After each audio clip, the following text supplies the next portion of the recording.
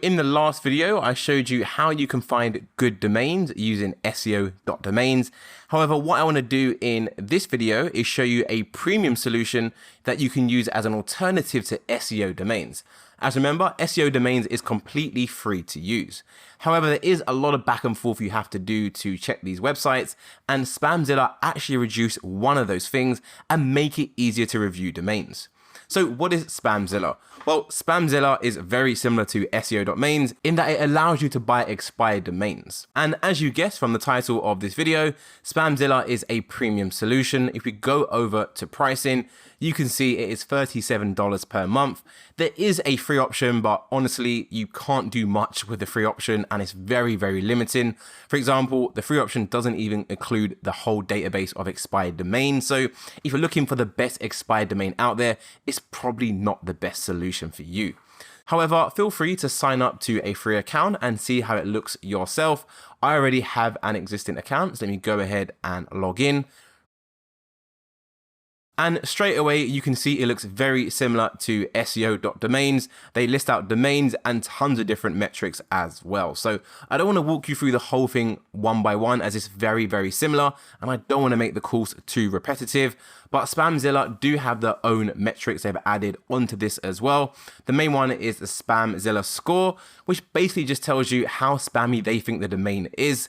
It's from 1 to 100. The lower the number, the cleaner the domain is. So it's just extra filters you can use when you're trying to find a good domain. However, some other really cool features about Spamzilla is that instead of just showing you domains that have already expired, like SEO.domains, it also shows you domains which are about to expire as well, such as this one right here. Such as Albor Morgans, if that's how you pronounce that domain. If we scroll all the way down to the right, you can see this actually expires in 13 hours and 12 minutes. So if I wanted to buy this domain right now, I don't have the opportunity. However, if I actually click this icon right here under source, it will show me where that domain is about to expire from. I can then enter in a bid if I want that domain and potentially win that domain. Although you are going to want to bear in mind that just because you enter a bid higher than the current bid, it doesn't mean you're going to win that, especially if there's other people also watching this domain. You can very easily end up in a bidding war and spending a lot more money than you anticipated. So what I recommend you do is don't let your emotions get involved in this decision. You have to remember, this is a business decision at the end of the day, and it needs to make financial sense. Trust me, I've spent so much money in some of these bidding auction wars, and I've just paid way more because my ego said, no, Josh, you can't lose that bidding war. So please do not make the same mistakes I have made. I recommend writing down a budget on a piece of paper before you even start to bid, and make sure you do not go over your budget. The last feature which I want to show you about Spamzilla, which really saves you so much time and is where I believe the premium actually plays a big role, is that Spamzilla automatically integrate Wayback Machine into the database.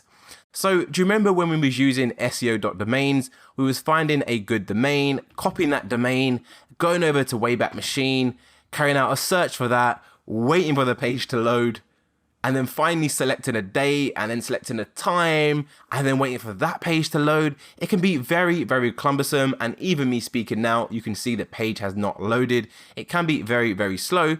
So what does Spamzilla do? Well, they already integrated that into all of the database.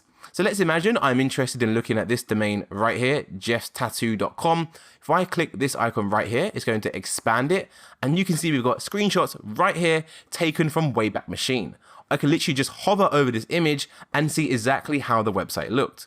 So on the 28th of the 5th, 2002, this is what the website looked like, related to Jeff's tattoos. And I can see already from without having to even waste my time, the website has definitely stayed on topic. So this is a really solid benefit of Spamzilla.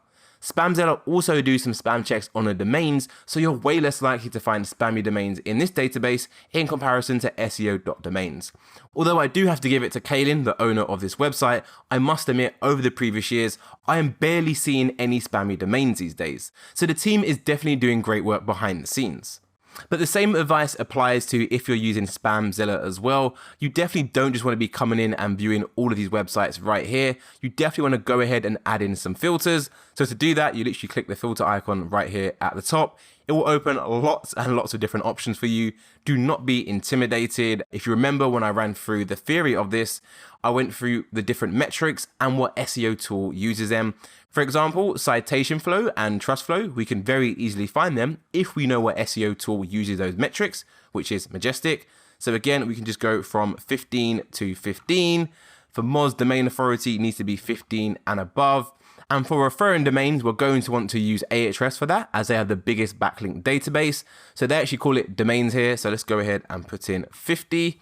We can go ahead and save this filter as well for future use. But for the purpose of this video, I'll just go ahead and click apply filter. And now you can see it's only returning domains which meet my current requirements. So I hope you found this video useful and you are now armed and ready to go out there and find the best expired domain for your niche. That's it for this one. Thank you for watching.